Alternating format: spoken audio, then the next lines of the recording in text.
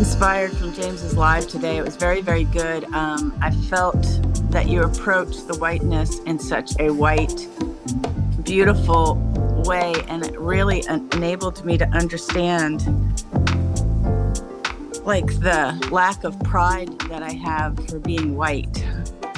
So I kind of stuck my finger in that soil because they took Columbus Day away, which used to feel like, well, I know this sounds crazy, but as a white person, if you are celebrating Columbus Day, well, now it's an Indigenous Month. And so then they make you feel all really bad because you're not Indigenous. And so everything is celebrated by the Indigenous and not claiming the soil, I think is what really affects me from living where I live, because there's these people that claim the soil here, both Indigenous and the Cajun refugees. They speak, the French, when it was a French colonized, and then it was Spanish for a little while. They kicked them out, then they came back. So they're very identified. And then I was just like, well, I should identify. So that was really, really good. It was like I realized that longing or my belonging has a lot to do with that, calling myself a Caucasian. I mean, I didn't really even know that they came from mountains, like up by Russia or Azerbaijan. I was like, what? So good stuff, James. Well, thank you. Yeah. I feel a force field pushing against that. That whole topic is just it's just a dead horse. Like, I mean, I'm gonna still do it because I just do it because I believe in it. But I see what's happening, and in my mind, it's the exact panacea. It's the exact solution. Yeah. What I'm saying is exactly the right thing to do. And even then, Billie Eilish is even right because you get to say, well, how does it feel to live on stolen land? And I'm like, exactly. Do you see what she's saying? She's literally telling you guys you live on fucking stolen land. And this is like the kindest thing you can do. If you want to be kind as a white person, you have to fucking go around saying I live on stolen land. And don't tell me you don't have to say that. No, you fucking do. You do. And there's a pecking order, and it's got to go like this. The other day I was on Facebook and this guy posted something that I thought was interesting. And he was mad that the people weren't using the right Native American words. I can't remember what it was.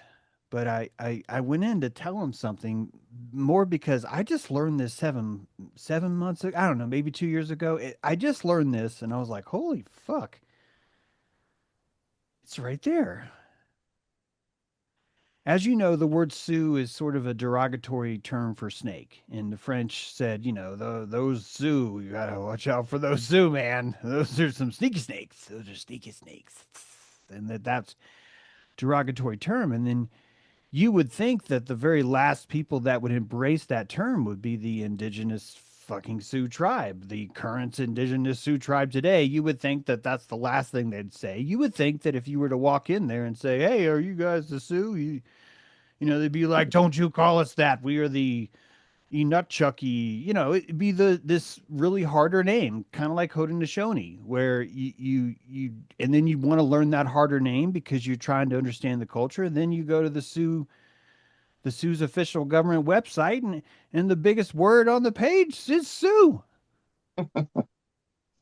The largest word on the page says Sioux. It's not just one mistake.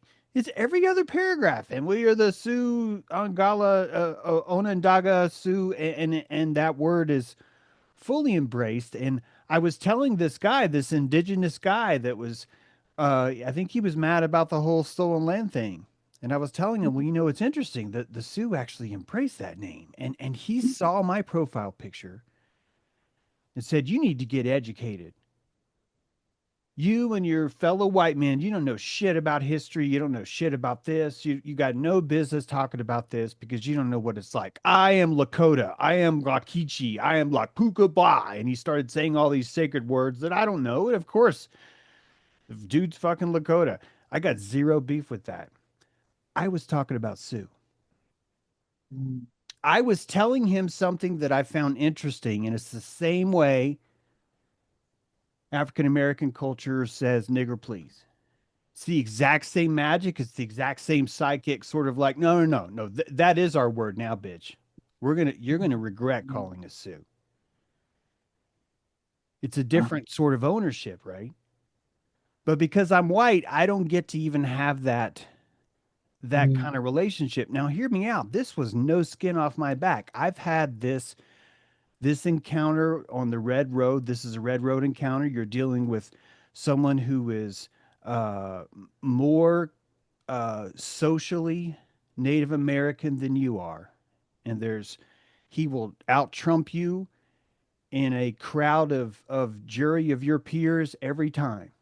It is purely a matter of, look, I hold uh uh the sacred stick here. And I don't have a problem with that. This is why I tell you guys, I think you're on the red road because I swear it's because you're white guys. You're in this white skin and you're like, why do I feel connected to the soil? And then you're going up to what you think are the red people and they're treating you like shit. They're telling you live on stolen land and that this is the red road. This is the initiation. This is what makes you sacred. This is the only setup you could have that would cause this to occur. So even though it's a feels like a just a just really pointless kind of just pounding. I just it's ultimately the perfect solution. Mm. There's Yeah, you, there's you two, did go ahead. you did a really it was really interesting about the raptor. Um, I was gifted a condor feather and I wasn't allowed to bring it on a plane because I wasn't Yeah. it was against the law. You know what, it hit me today because I was like, holy shit. The only thing white man's allowed to do, you can run over a sacred raptor with your car. You can hit it at 70 miles an hour on the interstate. You can do that. No one's going to write you a ticket. You don't need to stop. Don't even stop. Worst thing is you're going to drive into your repair guy and say, hey, man, this thing smashed into me. That's what it means to be a white guy. Who the fuck wants to be that? Why, why, why do you want to be that? And like my stream said today, is it because you went to Caucasia? Is it because you went there? But Did you kiss the sacred Blarney Stone upside down and say, "My God, this is my yeah, land"? And if you did, why'd you come back? Because you're here and you are losing all of your energy. It's on solo land until you say, "No, no, I think I'm Choctaw." I don't know why I think I'm Choctaw. I think I'm Choctaw. And I used to think I was Cherokee. I used to think I was Cherokee because Cherokee's the only one that's got like this conveyor belt for newcomers. They really do. They're just like, hey, if you're new, you just come over here. You just join the long hairs. You just go hang out with them. Look, we kind of make fun of them, but it's okay. This is the gauntlet. This is how you do it. You're gonna still be inside during the fire. You're gonna eat. You're gonna dance. You're gonna have fun. But you're a long hair. You're the orphan's orphan. You actually make the other orphans feel part of the tribe. You actually have an important job. You're actually here to make who used to feel like an orphan. Oh my God, I'm not an orphan. Look at me. At least I'm not this guy. Yeah, there's these two guys today. I wish I would have had this in the stream, but I was traveling. I just didn't have time to fully push this. But Kirkland and Brant, Kirkland and Brant were two guys from history. Maybe you guys know this, but Samuel Kirkland and Joseph Brant. Joseph Brant was actually a Mohawk Indian, and his name was Thayan Donagia. This word means the one who ties two bets together. Like if you have like a sacred bet, you would take the two prizes and you would loot them together. So his name connotates that action. So you can kind of picture someone who's fair or someone who's just or someone who's like a referee, right? And he's this Mohawk. And at first I thought this dude is the guy that made the bad call because the Iroquois Confederacy divided, and two of the six went with the who I think is the my best chance of the good guys, the local rebel patriots, and the other four went with England. And looking at this history, that's all I've done today is I've been like, fuck, I wish I could have done this before the show.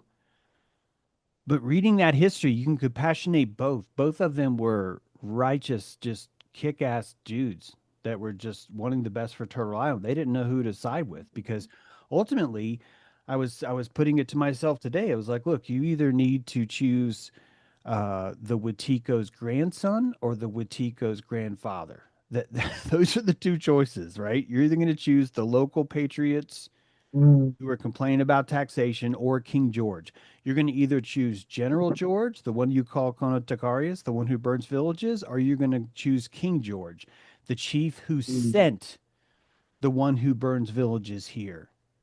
Which one do you want to align with? And can you imagine what kind of mind fuck this would be? You are trying to figure out which one of these groups you want to side with, and then you have Brant and Kirkland. You've got Brant, someone who looks like you, a fellow Mohawk, telling you we need to side with the grandfather of Village Burner. And then you've got Samuel Kirkland, this very different white dude. The white dude who Brant brought in and said, hey, you can trust this guy. Why? Because these two went to school together. They went to school together in a this Moor school, this you could sort of say a private school for the indigenous. And the founders of the school were like, "Well, we're gonna build this free school, but don't worry, we're gonna turn them into Christians, and they're gonna go back and they're gonna infect their village with Christianity." And it started to not happen. And but these two guys met at that sacred school. So the very act of trying to pervert the nation caused these two guys to meet. These guys meet. They're really both aligned. They really do want what's best. And if you think about all the other states, I bet you that the 14th state was the Longhouse. I bet you that the Haudenosaunee honestly was like a 14th state. And when I say 14th state, I really mean first state. Like all the others saw the nation of the Longhouse and said, "Wow, well these guys they're a nation. We'll be the nation of New Hampshire." And the word state is fascinating. Nation is a collection of people. A state is a conglomerated legal hypothetical, isn't it? Like a Like, state of mind, you know? yeah, that's a government, isn't it? In the Yeah. sense of mint, the mentality. Really, really different stuff, but you see that they both were emerging from the same place. All these nations were already here. These guys couldn't agree. And I've been asking AI, what are the consequences if these guys would have agreed? And it's really, really interesting. It's probably likely that uh, most of most of what we would call the Iroquois genocide wouldn't have happened. That there was some uh, Washington was like, we're going to make you pay for siding with the British. And I think that's the Sullivan's raid or something. I forget the name, excuse me, but there's just mass slaughtering of as many Iroquois as you could find simply because they didn't choose the grandson of King George. One of these guys at this school was the very first uh, Native American trained at this school was sent to England to raise money for this school. And he's interesting in history because he actually sat in the room with George Washington and King George. He actually was one of the few Turtle Island reps that was sort of so pinnacle, so at the center of all these things. That his name is Samson Occom, Occom, 1723 to 1792. And because he was trying to raise money for the school, he had the sort of coincidental honor of meeting with both Georges. This guy probably was one of the only Native Americans who even got to truly see the enemy. I'm talking about the psychology of how the enemy even looks, because I don't even think you could picture what would the tribe of village burner's father look like. This fucker, his canoes are 4 stories tall, right? Like their canoes are so big. What is his homeland like? I'm hearing these stories. And this is one of the few guys that got to see it.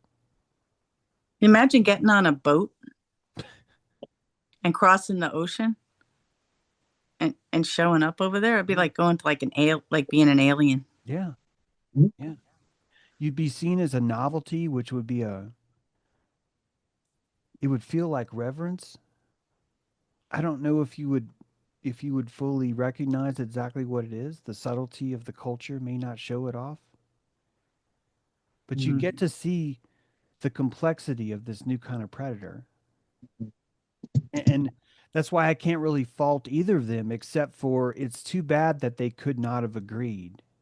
It's too bad that they could not have said the most important thing we could do is not choose sides between one Wetiko and another Wetiko, between the grandfather Wetiko or the grandson Wetiko. The answer is for us just to stay together.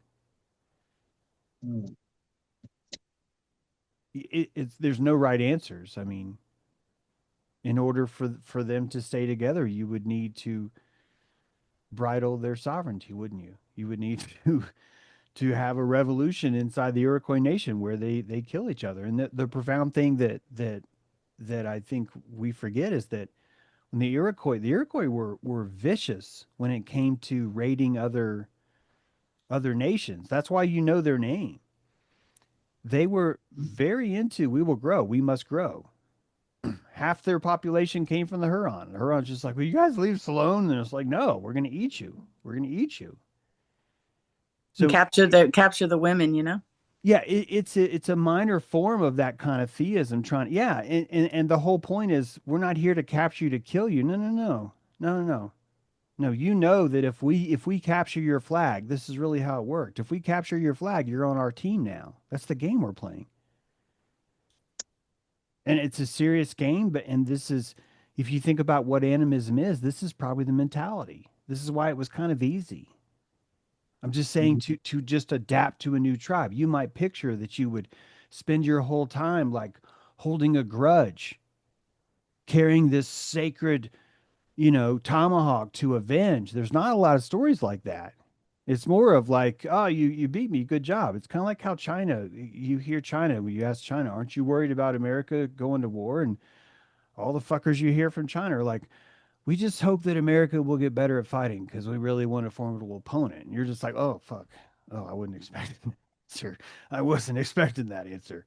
It's a different kind of life. It's a different sort of like you would want to be taken over in this mindset. If this is the way that things are, it's Yeah. kind of goes back to what I mean. I don't expect this to make sense to anybody, but I've been wondering why do I want to taste good by the person that's swallowing me? And I think the answer is because if I tasted as good as I could, if the flavor of them eating me is really good, I think that means that I possess them more than I would if I tasted bad or if they just swallowed me. So the way the magic works is if you think about even the Watiko, even the white man coming and eating the virgin souls of the Mississippian cultures, all that's fine. You can still have that picture, but I want you to see that it, everything that eats you becomes what it eats, and everything that eats you, you take it over too. This is a symbiotic relationship. It's why predators able to be better predator, why prey's able to be better prey, because the both of them are changing each other. And I think you can see that now because we didn't have a royal family. That's a pretty big jump for us. Just saying, it's a big jump for us to go from a monarchy to say we don't want a monarchy anymore. Yeah, that's You could it. say that that's all because of Turtle Island. You could say that that's all because of the Native American cultures that we ate. We were swallowing cultures that would never, never, never buy into that kind of a thing. The matriarchy turns the patriarchy feminine. The patriarchy turns the matriarchy masculine. There's what are you going to eat? Because whatever you're going to eat, that's who you are. You are what you eat. You are what you eat. That's easy to see. But do you know that those who eat you become you? You have a lot of power being eaten. You have a lot of power being juicy. Like seriously, you shape a lot more of what reality is than you think. You're the scabbard. This is a different kind of magic. It's for me, it's very new when I start to think about this stuff this way. And I think the only reason why is because I just think more symbiotically, you know. I just think more what is my judo when there's a lot more symbiosis around. So I got for now. Good stuff, James. Hey, Spencer, your hand's up. Go ahead. Hey, really loved the show today. It was awesome. It got me thinking about a lot of all the things that like the idea that some of this could be like due to like clothing or accessories, maybe almost like that could make you taste better in some way. Like people would have better furs or leathers or skins and or different things that cooler belts and shoes, and that's like some of the reason why people got convinced of things is just simply the actual just like looking cool or being attracted by whatever other cultures are bringing to them. And I don't know, just wondering what like if that it could just play like a huge role in some of this is just like Well, totally. Yeah, this is Malamu, right? This is Ni. This is the possessive power of Medusa. This is why men are like, "Oh my God, I'm if I go in there, she's gonna show me her boobs, and I'm gonna forget my name again. I'm gonna freeze up, and I'm gonna turn into this other thing that's really easy to control. Then she's gonna own me." All of these are energies. All of this is a charisma, right, Spencer? It's a charisma.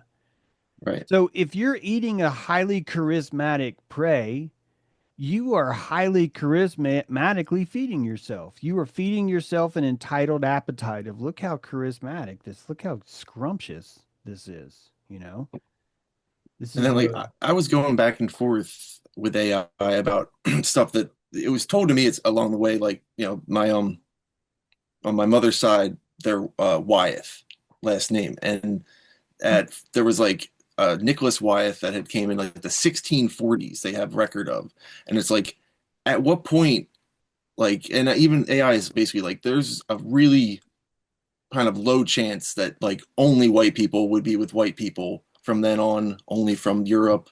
And it's like at what point as far back as like someone who has maybe gone to the Caucasus Mountains like would you not be able to like if you've had ancestors that have been here for before the country was a country and there before and there's a huge possibility that the mixing has happened all in there. It's like and then being able to say like well that kind of makes me a Native American and then just getting kind of laughed at still because it's like you're a white man like you're the devil like what you know and then so that whole side of the thing is and it just you know and like you said in the beginning it's like you could just keep beating this and no one's gonna really yeah, and listen and that the first without thing they're that gonna say is just like you should yeah, talk to an indigenous person about that.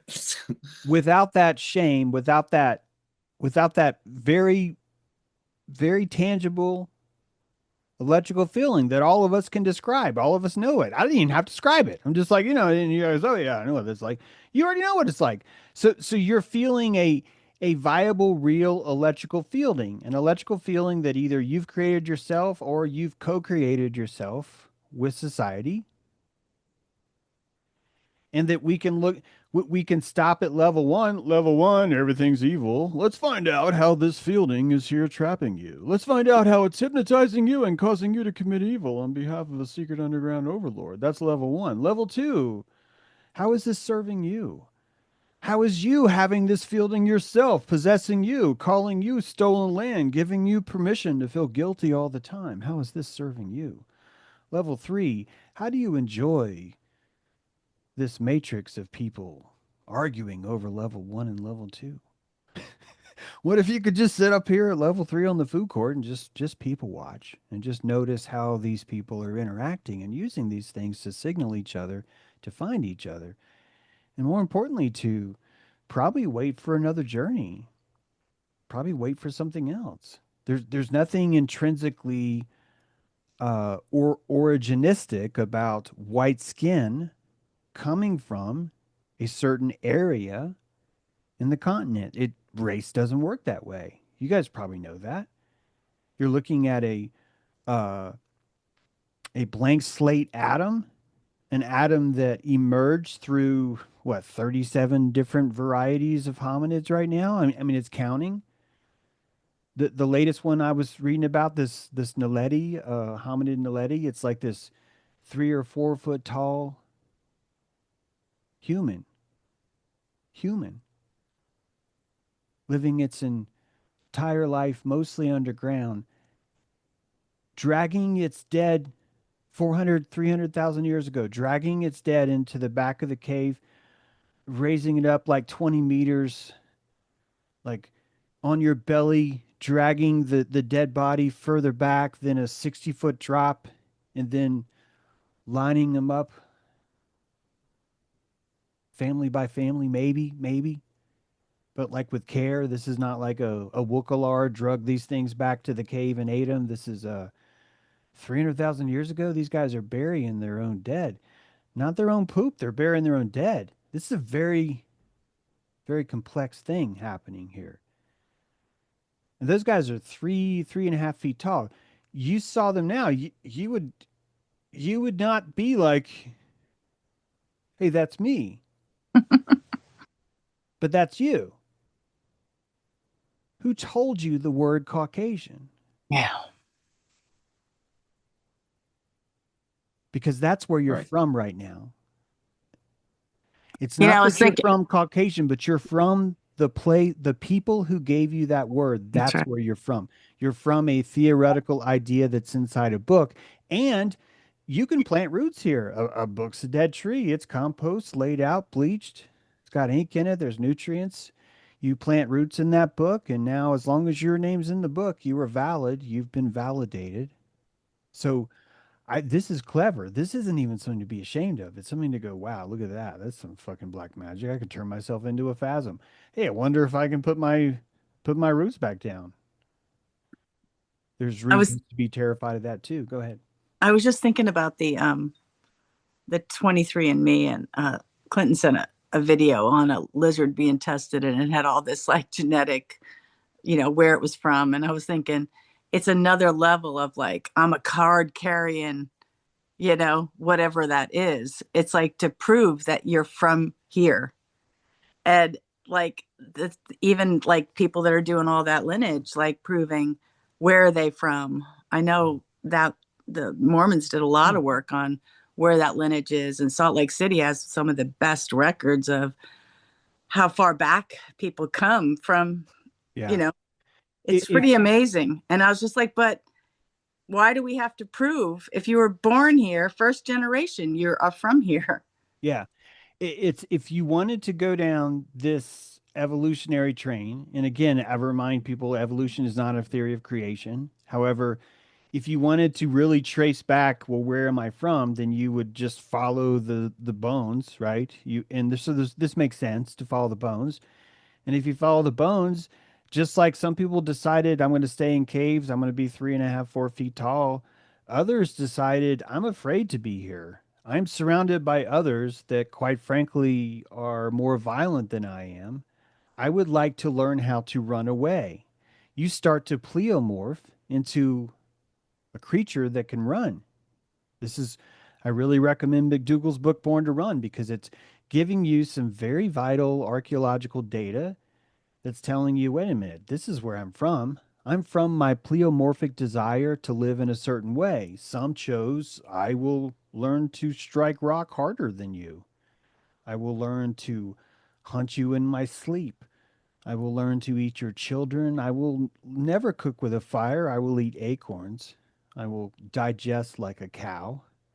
And others are like, I will not. I will run. And I will find others that are running. And we will run together. And we will have sex with each other. And our kids will run faster. And if they're running further, they're they're no longer in the same climate. They're no longer in the same zone. And just simply through quote quote inbreeding, you would start to develop a color because the soil is colorizing you. So the different parts that you stay, how deeply you're saturated in the soil, you could argue is how long have you been there? It could be that white man is supposed to turn colored because he's only been here. Shit, we've only been here for 200, 300 years. We haven't been here that long.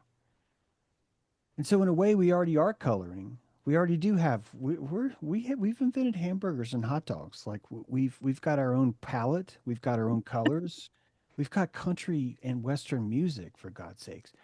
We have developed our own coloring, but just maybe it takes a while, you know? Maybe it takes a while. And I think it's going to take longer if we keep worshiping the indigenous as if they're not you. That's one. And two, maintaining this idea of show me your papers or I'm allowed to be here. I'm allowed to be here. That is fucked up. That is fucked up. I am allowed to be here. That is fucked up, man. It's the language is so wrong. You might as well think that you can have a tree that you can guarantee that no birds will ever land in that tree and that that tree is somehow free too. It's that is fucked up, man. That's a lot of dead birds. That's a 5G, cone of silence where anything that comes into its perimeter is just knocked down. And that sounds like being white. That sounds like Watika, just with technology. Hmm, good stuff. Hey, Sarah, is that you? Go ahead, Sarah. Your hand's up. Maybe not. Yes, just Oh, okay. my screen kept slipping down, Okay. and then I couldn't hit Good to the see you. tab. Yes, good to be here, even if it's occasionally. Sorry, my occasional appearance. Yes, you inspired me. I put my feather in my head, and here's my feather collection. I don't think any of them are contraband, but I like when I come across them. This striped one and this big one are from a great horned owl, which reside in the magnificent forest here, which is actually called that. So a couple things about the food. Um, being what you are and eating, and this idea that it may work both ways, that what we eat also becomes a part of us. And back to my usual ethnic reference is there's an interesting esoteric concept, which I loved, that when you're eating, for example, meat, because so many people say, oh, the meat, and you're the vegetarians out there, sorry, but that when you're eating something that's a lower consciousness level, however you feel about that, I'm not sure how that works anyway. There's just consciousness to me, but the idea is that when you're eating something such as a cow, then you're integrating that cow into you, and that cow is in itself becoming elevated for whatever that means. It's an interesting idea. And then the other idea I have about food is I thought about this a while ago, um, noting that animals that are kosher are generally herd animals, excluding fowl and fish because they're not meat, but what's considered meat. They're herd animals. Even deer and antelope are kosher, but mostly people eat beef. Um, and that the herd animals need the herd and the group to survive. Um, and I think about that attribute being part of being human. But then I also think about what's unique about the pig is that it can't survive probably by itself. I'm not sure. Wild boars, I think. and they can survive on anything. They can eat anything and they'll survive. So I don't see that as a bad aspect either. Is that part of the reason why they're not kosher is that it's a survival mechanism to be able to eat everything. Are you saying also that maybe they're too sovereign? Yes, Yeah, so too sentient or too it's sovereign or it's too herd animals. yeah. Exactly. Yes, Yeah, sheep. so by being a part of the herd, one is sort of wearing the Masonic uniform of I am available to be devoured because I'm choosing that power that one of us will be devoured, right? Because the safety of a herd, I swear, really is hey man, I only have 1/60th of a chance of getting my ass, grabbed when I go down the river if all of That's a us are very going to work tribal together. ethnic um, identity Yeah. feeling. Yeah. Sarah, I thought that the kosher meant how it was killed. That's part of it, but there are certain animals that are considered kosher and ones that aren't, regardless of how it's killed. So you couldn't kill a deer, you couldn't go out and hunt a deer and make it kosher. Deer is kosher anyway.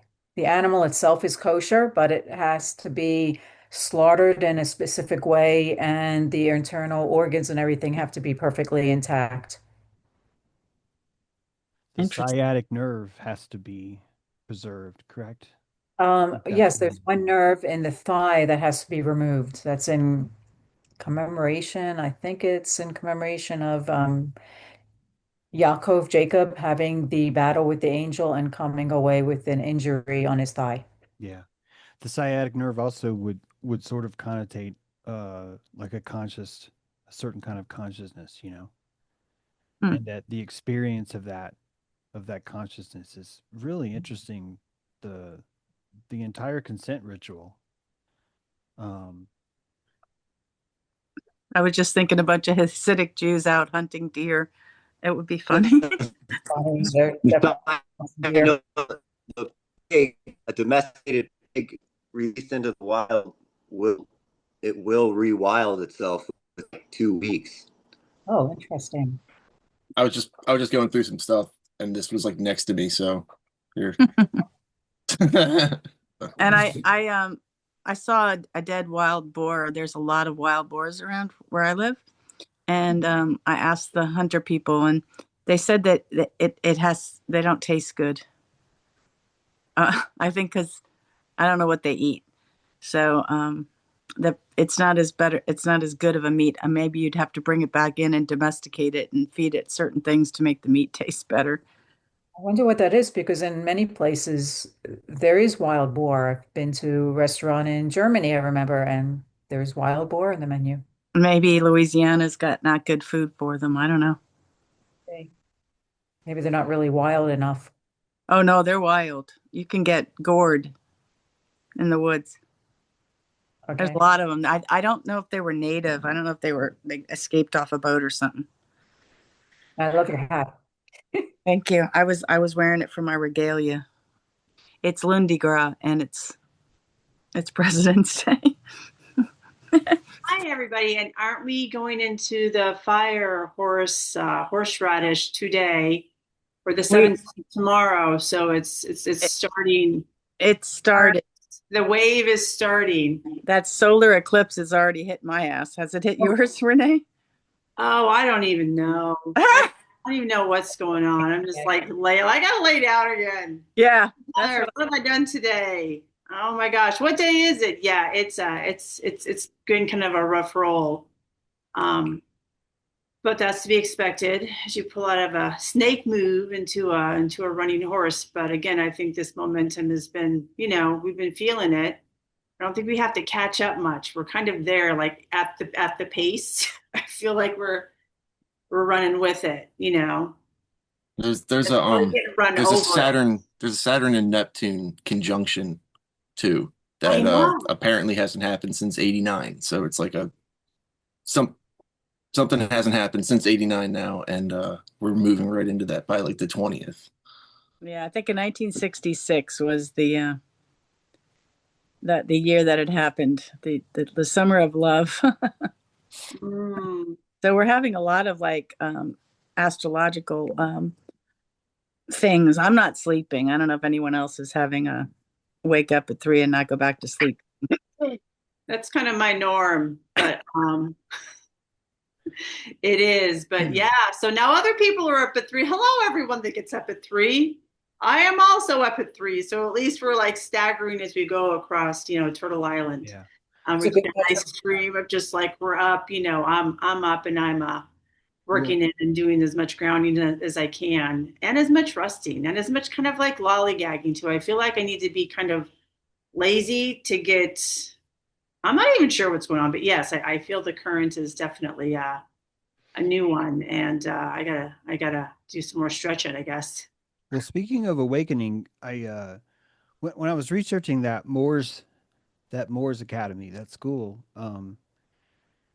the founder of that's the founder of Dartmouth College, and turns out he's kind of a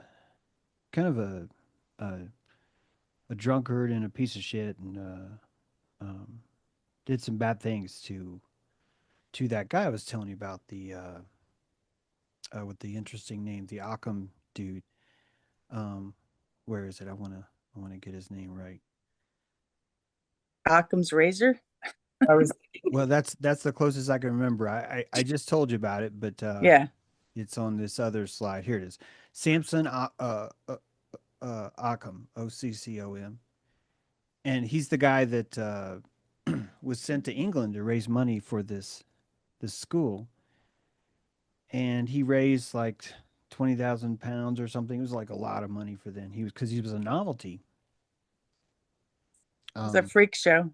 Yeah, he was a freak show novelty, and he raised a lot of money, and that money went back to the school, and um, the dude that started the school decided he didn't want any Native Americans to go to the school, so Auckland came back and was pretty upset about what that guy did. The guy's name was Wheelock, and he later found Dartmouth College. He's considered sort of like a local hero.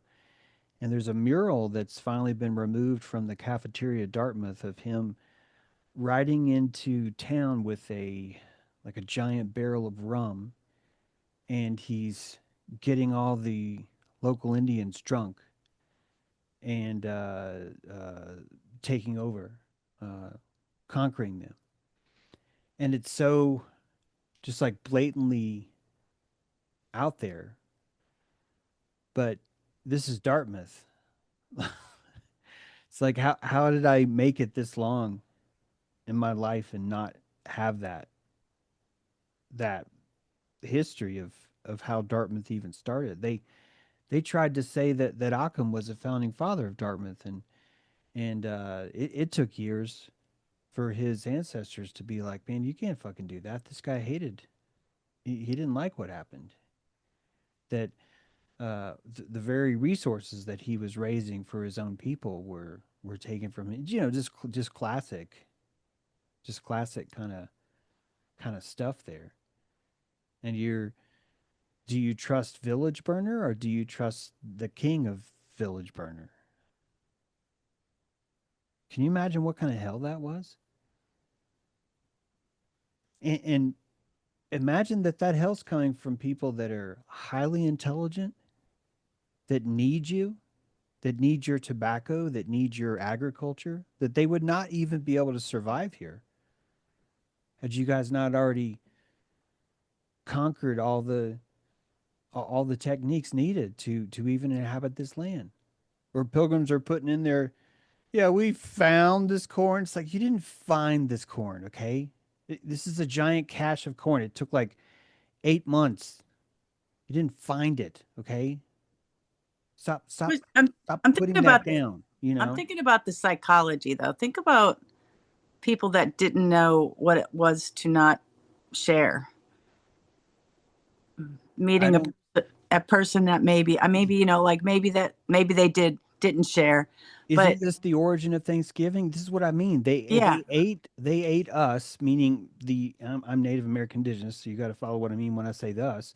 They ate us, and we gave them Thanksgiving for that. Now they have this concept of Thanksgiving. And sure, it's hypocritical. Sure, it's all the other bad things, but that's just me tasting bad. See, I don't want to taste bad.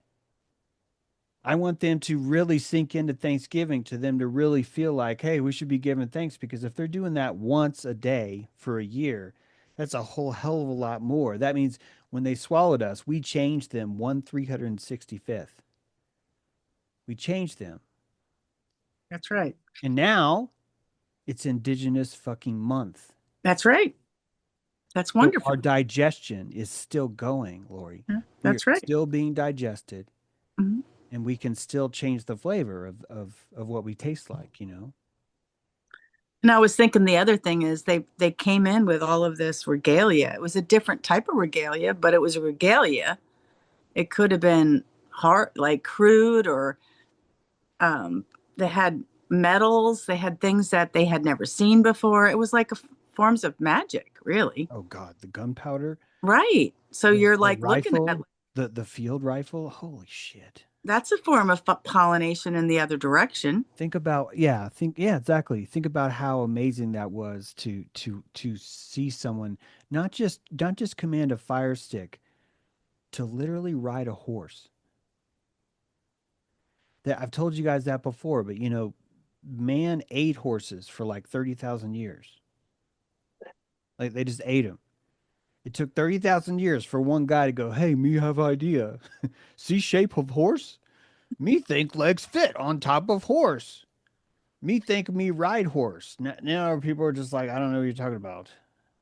The conceptual understanding of that, of those two somehow mind melding, you can imagine the animism, right? This is where centaur came from. This is the early psyche not understanding that you can ride a horse. That's why you're eating horses for 30,000 years. I mean, the first time they realized that, they probably were like, duh, I can't believe I didn't think about this. Is so much easier to get around. And if we get hungry, we could just eat this thing. It's like, why did it take so long? Right? It's the same reason why you would never think to thank anybody. You would never think of this cooperative, not to see it's, and people keep giving me shit for that. Like I'm trying to paint this magical land of hey, please come. I mean, this is the jungle. This is the jungle. It's exactly how it should be. It should look exactly like this, including these predators arriving with fire sticks, with with all this technology. Technology so strong that you develop smallpox in its presence. The malamu, the charisma, right? The vibration is a chemtrail to you. You've never seen anything this powerful before, and you can't help but look at it, right? You can't help but opening yourself up to it and drink it all, and it possesses you, and you're not used to it. Your filament's not ready for that stuff. Same thing happens when you go traveling. I mean, a lot of times you end up getting some sort of, your digestion starts to go, what the fuck's going on? Where you didn't tell me we're going somewhere. And you're trying to acclimate to a new place. If you're doing it right, you know, and it takes a while because you're eating the local food. You're saying, hey, I'm here now. I'm logging in now, you know. And if the charisma's different, wow, you know.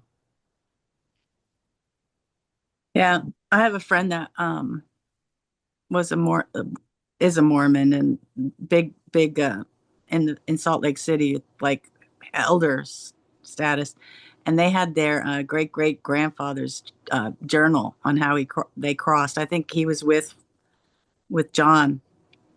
I think that's his name, right?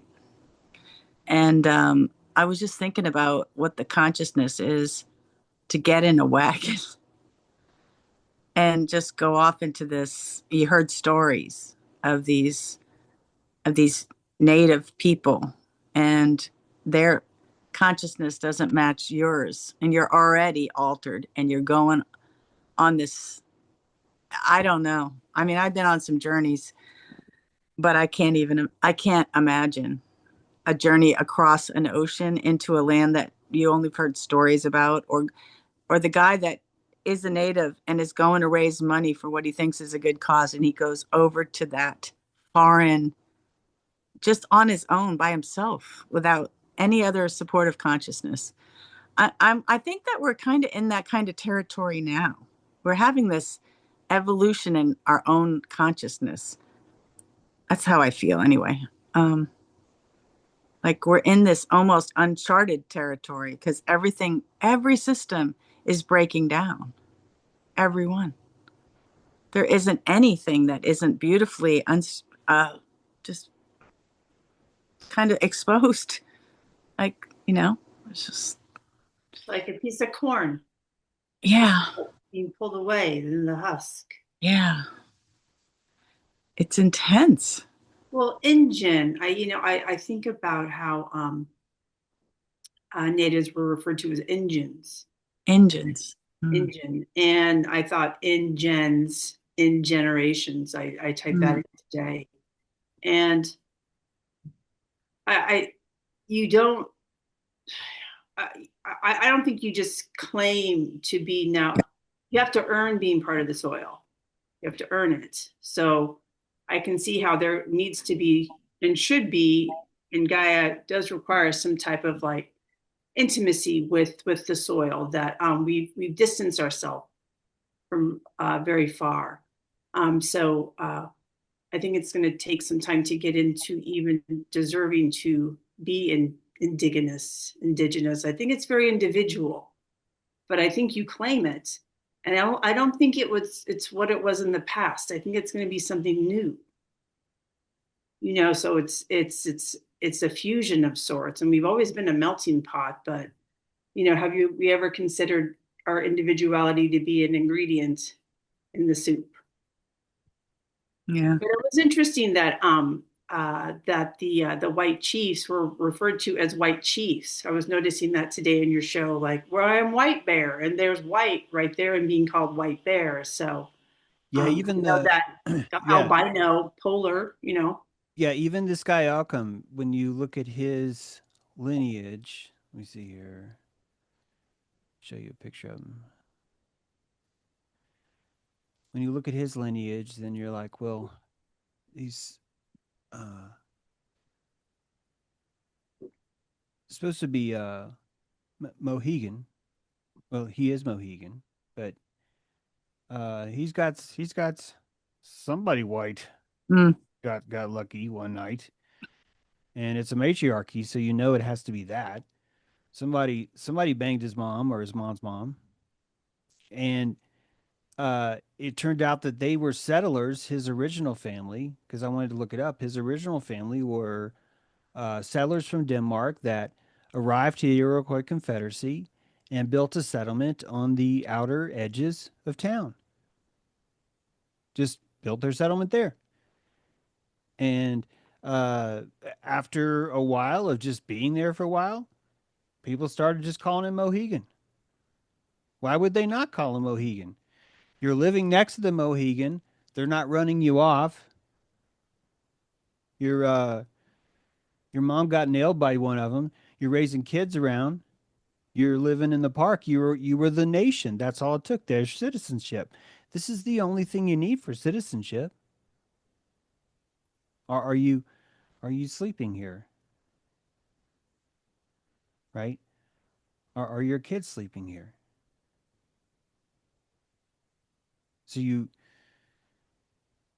can't even imagine.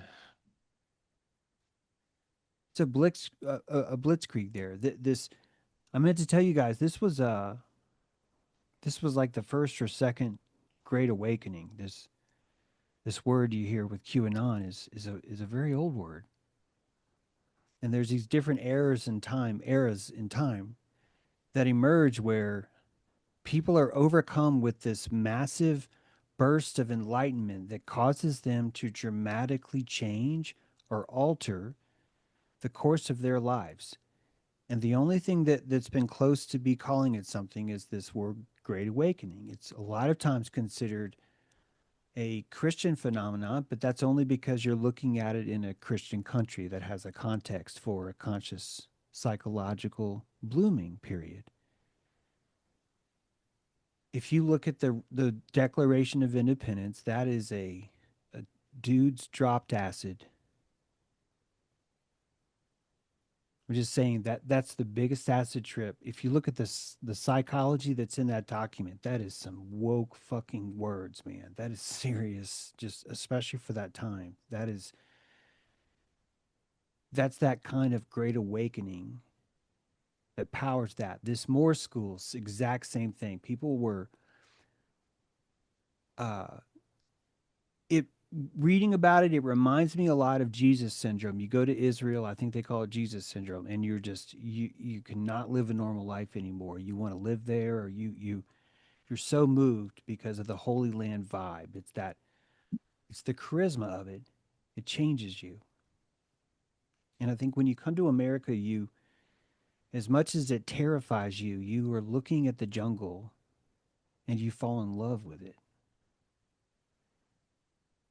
That's really what it is. And you're watching the terror inside these settlements when you read about Jamestown, when you want to know why is there Roanoke mystery? What do you mean it's a mystery? They're like, why the fuck are we living in a dead tree fort? This place sucks. Why do we want to drink brackish water in a dead tree fort and wait for a magical boat to come over from England with a bunch of cocksuckers that wear socks that just want us to, you know, settle this place for them? Meanwhile, those dudes are playing drums, man. They're having a good time. They're fishing, they're doing stuff. Look at them growing their hair long.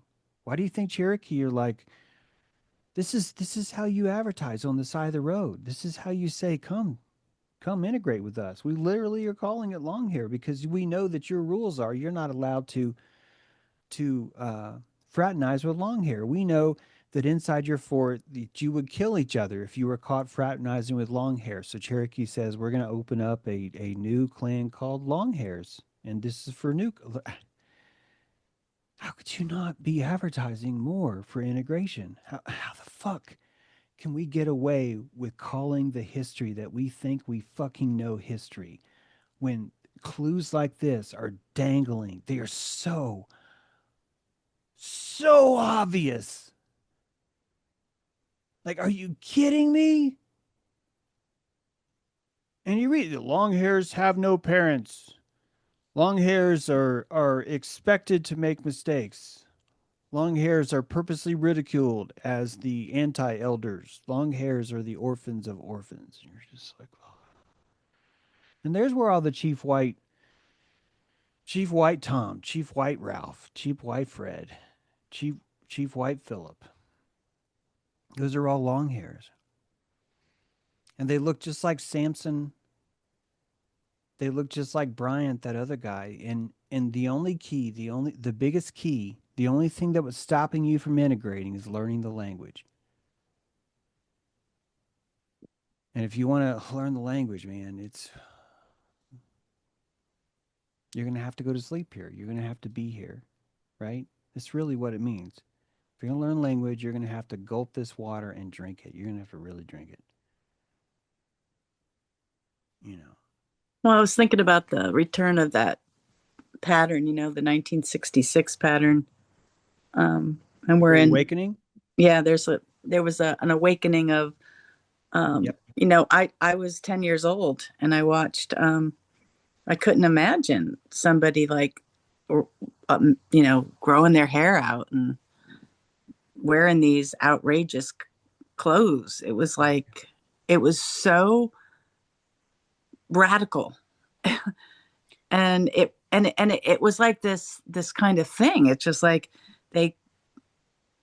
it was so different, so we're in another cycle, and I think there's something going to happen. Yeah, according to the history books, not that it has to be this way, but it's interesting when you look at this is the fifth great awakening, and it's so in line with that fifth sun concept. Yeah. And that threshold, passing through there, it's really, really, really powerful. It would feel and look like this, Can I share a fun story? Yeah. Hey there, everybody. It's good to see everyone. So I hopped on my horse, my wild horse. So James, thank you for last Wednesday's stream. The loyalty versus alignment was huge for me. I called Lori.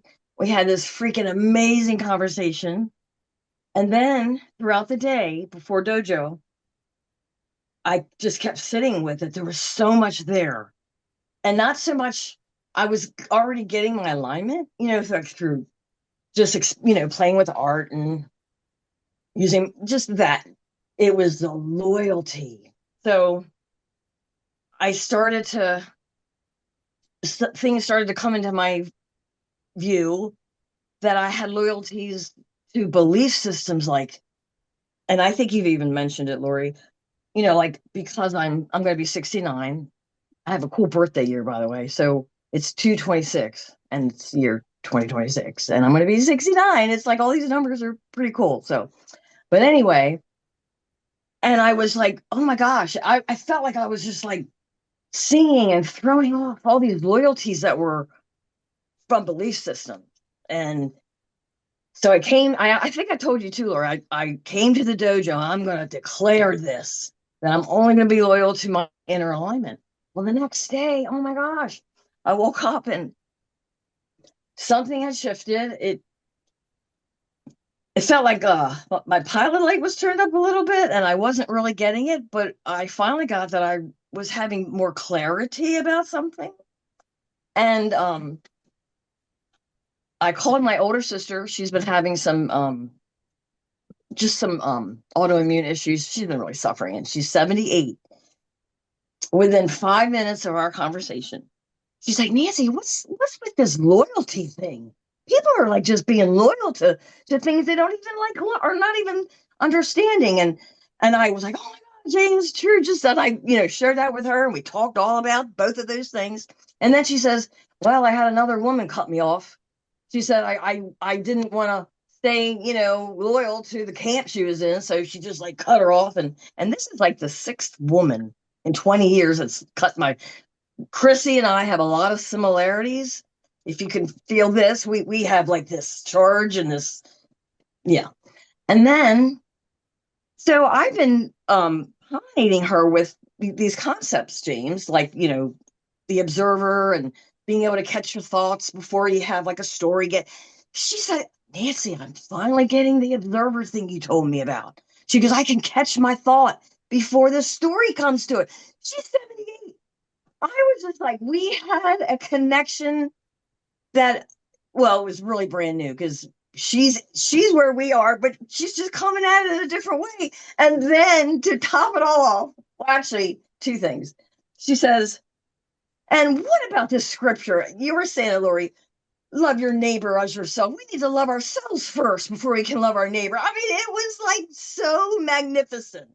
I was beaming and just glowing, and it just really charged me. And then, James, you talked about sanctity and thriving. Well, I got the courage up to talk to Larry, and I just said, well, I said, I got to sit down. I got to show something that's not easy at all. And I share with him about the loyalty versus alignment and this whole scapegoat thing. I honestly, it made me sick in my body when this thing came out. And he actually said, I don't remember saying that. And I'm like, oh, I said, I heard what I said. And he's like, well, everything's done. Everything's taken care of. I'm like, well, that's what I thought. Anyway, I give him a lot of room because he does level up.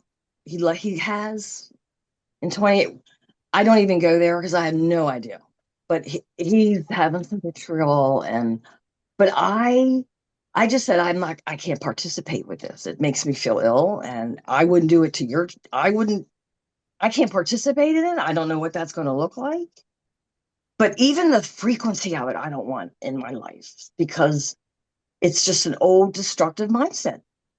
And I want constructive mindsets in my life. So, and then when you talked about sanctity and thriving, I'm going to, however this plays out, I don't know. I don't even want to project anything. I just want to be in my sanctity.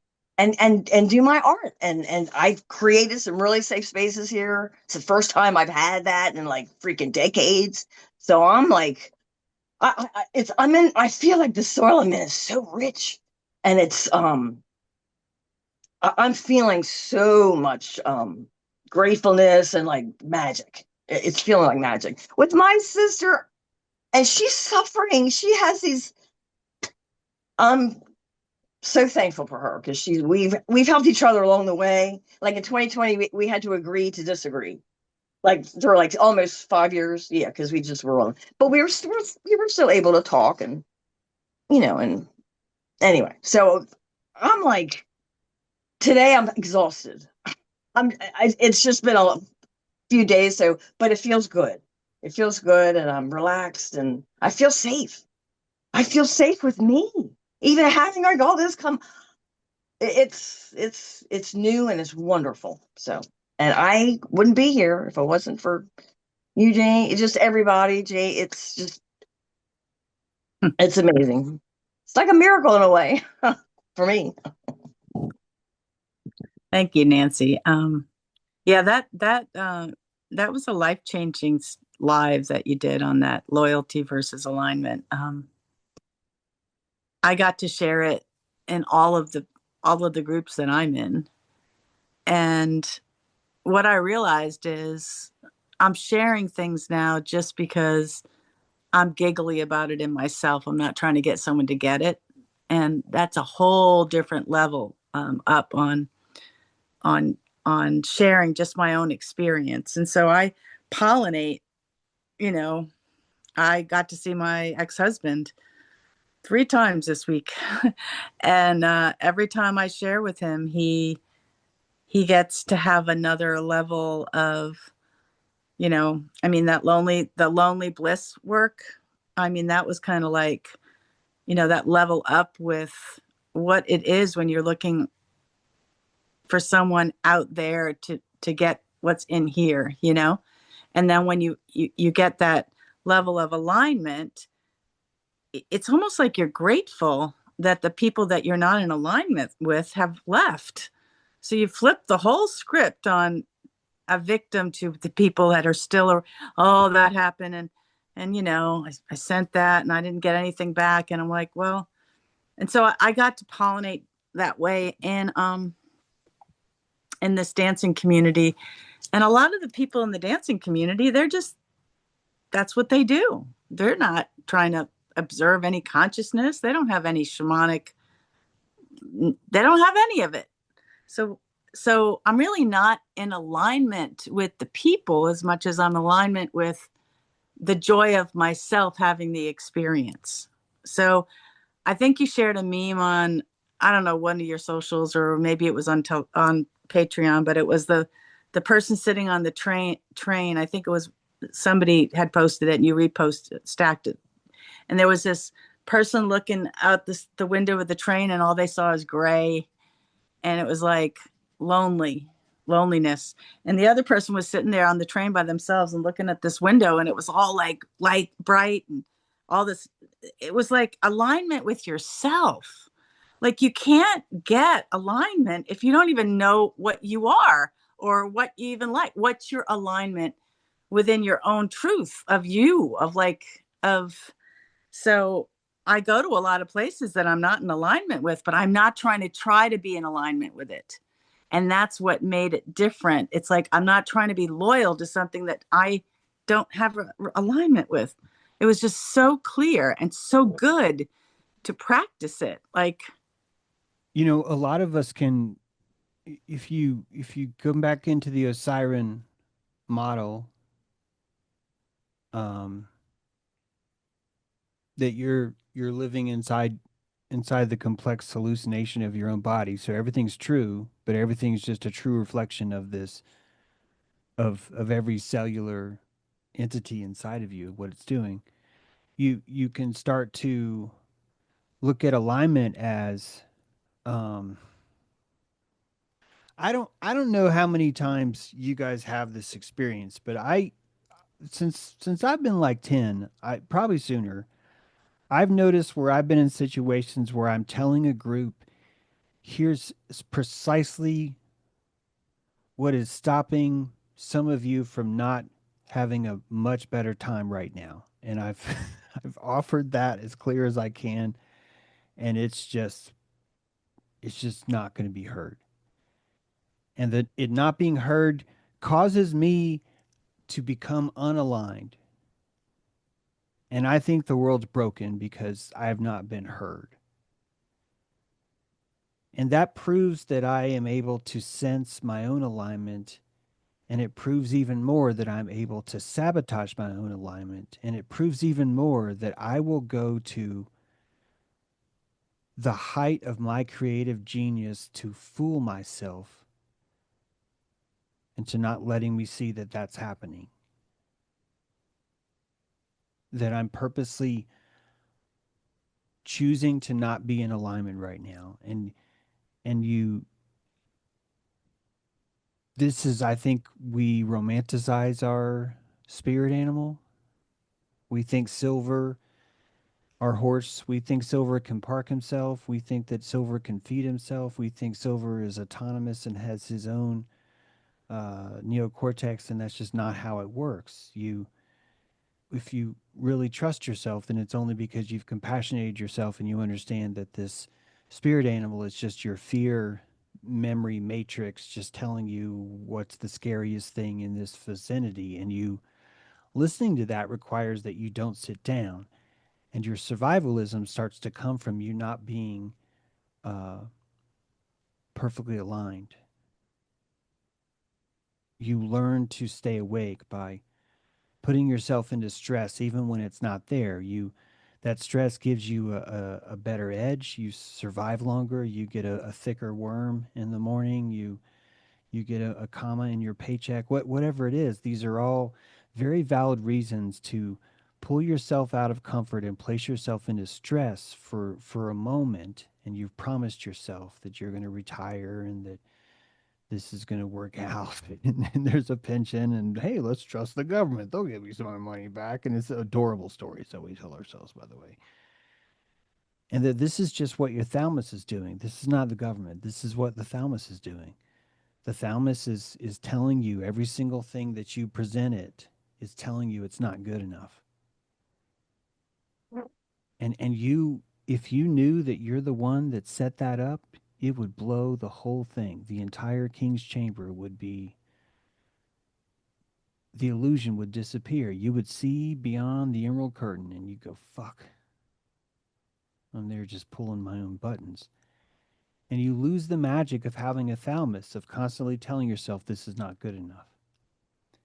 This is a motor, a trajectory that got you tired enough to where you'd fall asleep, that allowed you to enter into a technicolor dream where you could even see the archetypes clearly enough to start to realize just what the fuck you're doing to yourself. You're going to an imaginary certification guy hiding behind a corner to tell you that your heart is in fact there, that your brain is in fact there, that all these other gifts that you have, your courage is in fact there, and that you've not realized just how much benefit you've gained by pretending those things do not exist. It's we possess ourselves, and we have to do this to survive trips across the ocean, to wonder how we're going to pay rent, to wonder how we're going to raise kids, to wonder how we're going to survive another night. All the things that we do are these negotiations with ourselves. And is it even fair to trust yourself in the jungle? There's most of the time the answer is no. Most of the time the answer is, dude, there's a lot of things that could happen. Like, there's a lot of things that could happen. And that vigilance is a kind of, you're pulling a giant piece out of yourself and you're saying, you do not get to relax. And you do. And if you're forced out of that home, if you lose a loved one, if that 40% fails you one night, that can be a wound that's never healed because you've never once had a psychic shamanistic experience with all of this energy. Technically, every one of your cells has the ability to associate into something, to become something, including a trajectory of something you wanted. And all those arrows have been spent, but you can go collect them. You can call them back. They come back to you. So the answer is not to, forgive me for saying this, but the answer is not to have this false impression that you should trust your spirit animal completely.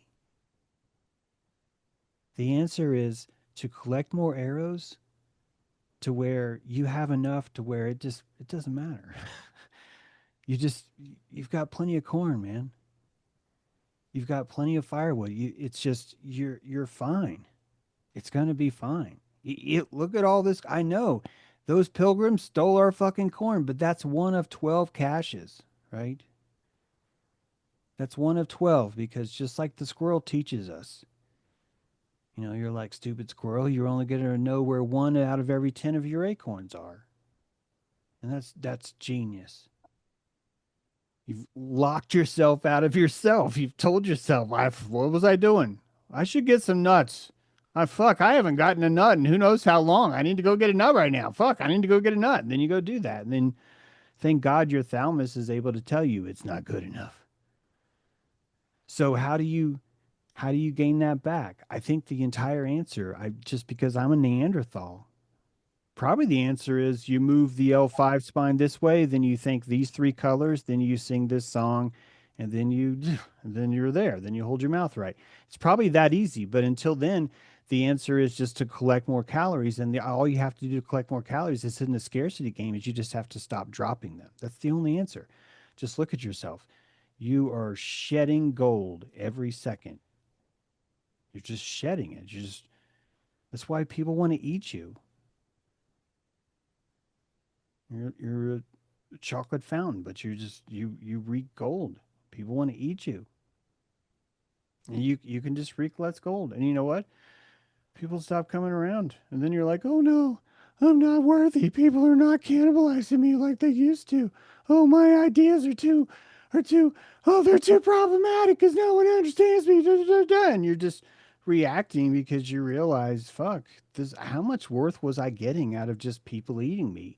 Where you get up in the morning, you feel like shit about yourself. So you just take your skin down to the local town square and you just expose your ass cheek and you just hope for some stranger to come up and just start eating you because it'll make you feel good. You don't think this is fucking happening? No, I'm relating to that. I know. It's exactly happening, right? So funny. Yeah, it's happening. I have a good story about it, but we have Deb's hand up, so go ahead, Deb.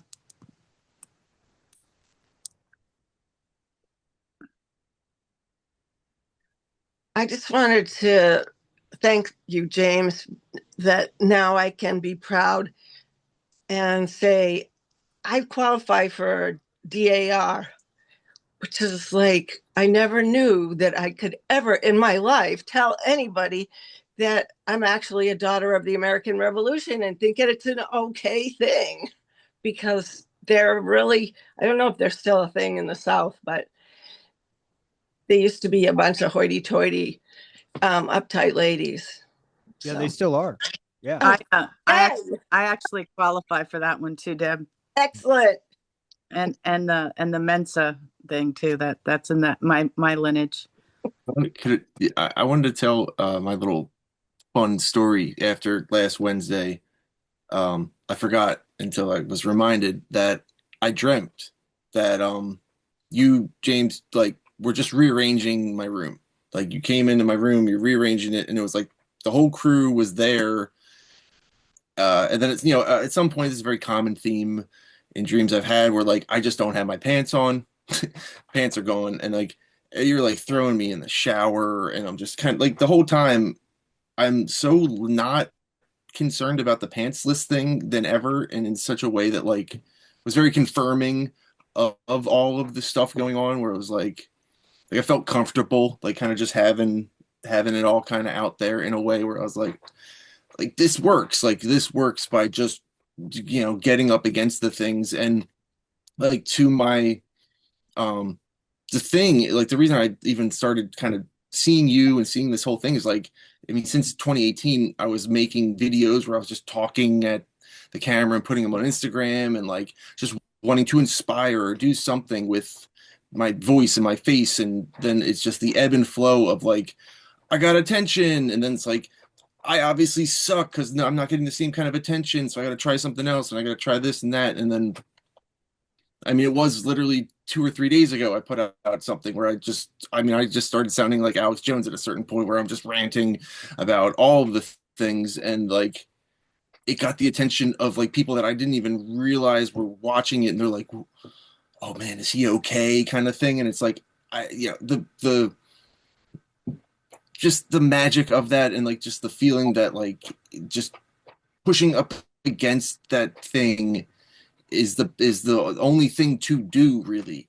It's just like it I don't feel good about it really. Like I wake up at 3 a.m. like just fretting that I'm like saying something that's going to offend someone or I'm doing something that's wrong and I should just not do these things. But then it's like that's exactly the reason to keep going or keep pushing towards the stuff that is and practicing and just like getting your chops at being able to just express whatever the heck is in here to be expressed out of there. And so that was just it was so cool because like with the dream and with just like pushing forward towards things with a lot of the and the just the great way in which you are able to say the the like use different words that are just like hit different chords that like you do that for me and then like hopefully I can do that for others and then like just they're going to do that for somebody else and we're just going to eventually get like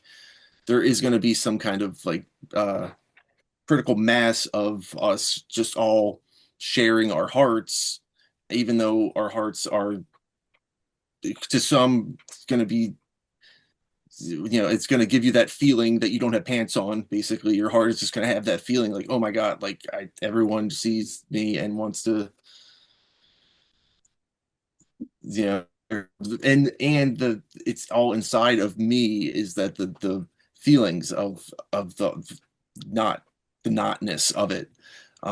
So yeah, it was just so cool to like actually like have a dream where it like was so symbolic and confirming of exactly all of this. All those the language of archetypes is not for me to tell anyone, this means that, and I hear you already intuitively, sensing that. I love this language. It's very personal, but it's also very shareable. Like you can tell me a dream, and I I just always, for some reason, when anyone tells me a dream, I just always feel like I'm just like, oh my God, this is so obvious, don't you? And I usually don't say it because I don't like how sure of myself I am when I'm talking about someone else's dream, if that makes sense. Because but also I'm always like, when no one else is looking, I was like, did you fucking hear what you just said? And I'm like, yeah, I did. How? Oh, we should we should have a TV show on Fox, James. That's what we should do. And it's you notice these things and you're just sort of kind of like when I was telling you earlier about this. I remember being young and going, here's exactly the solution and no one wants it. No one's going to do that. Okay. That's cool. I'm used to this.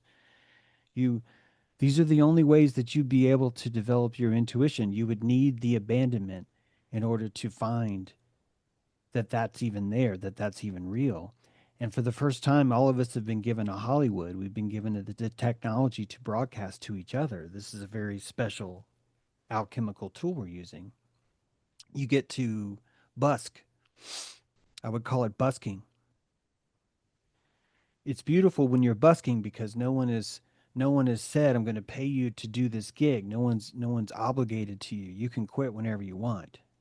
And when you're busking, you have a magical ability to say, fuck you guys, I don't want to play anymore, and just go home. It's the ultimate way of being creative because you really are creating for yourself. Ultimately, that's really what we're all doing. The ones that aren't good at it, they have an audience. And it's a whole different way of looking at what's popular. It's I've been profoundly blown away by how much time I waste not being creative. I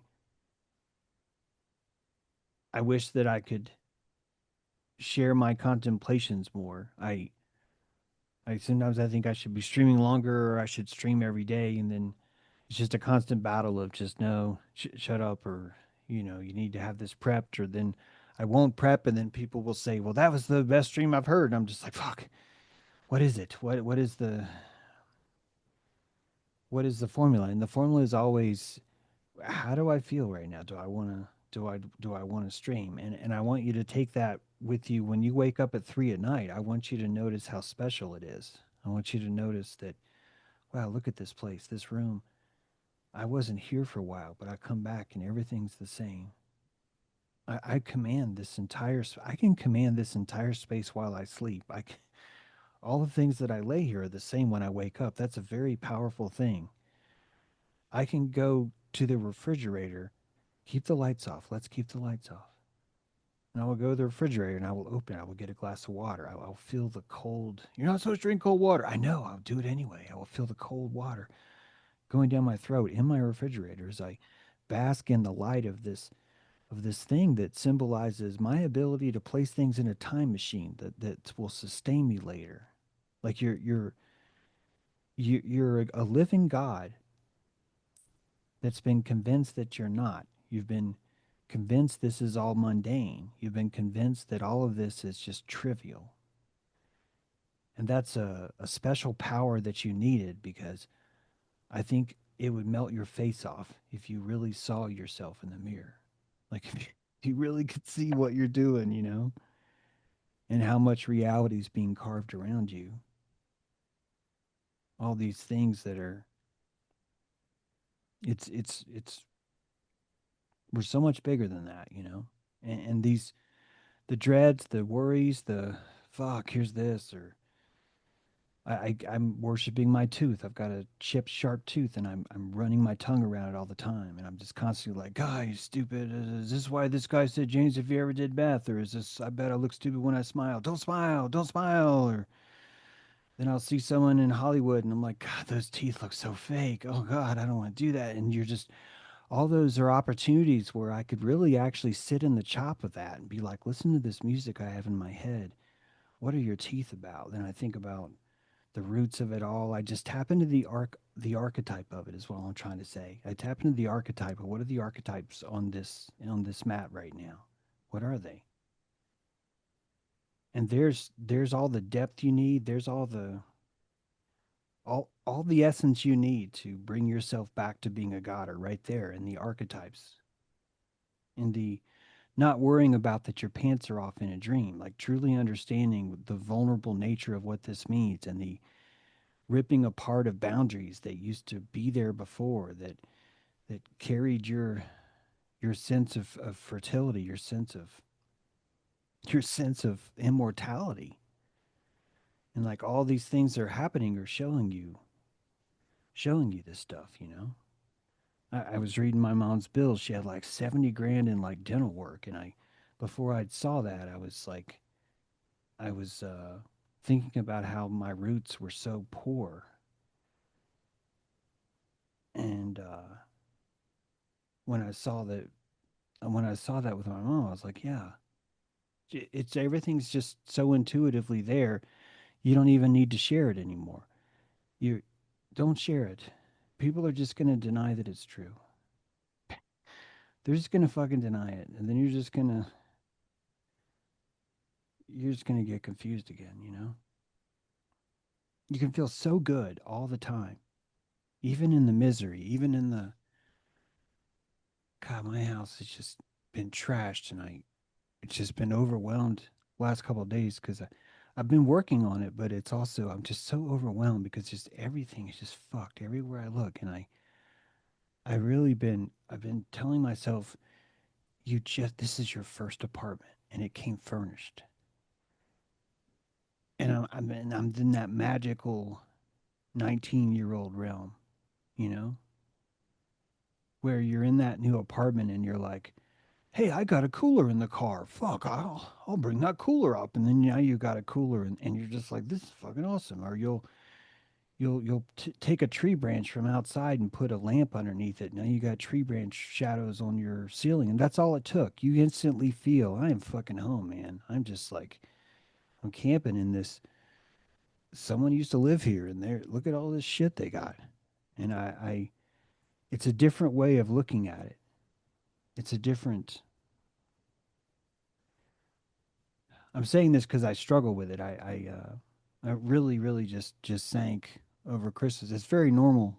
I'm not trying to be a creator of it, but it just naturally happens. And I typically am able to survive it because I remember myself, and I know. And I think you can do the same when you're feeling mundane, when you're feeling like uncreative or you deserve to feel epiphysis every minute. Your thalamus it'll give it to you. You have to tell it that you deserve more. This is good, really good stuff. We're a couple of minutes over. Oh, sorry, shit. No, it's really it was really worth the ponder, Spencer. I really, really appreciate your share, and I'd like to share more on it. But we're out of time. Everyone unmute and say goodbye. Goodbye. Great day, everybody. We want more. We want more. More.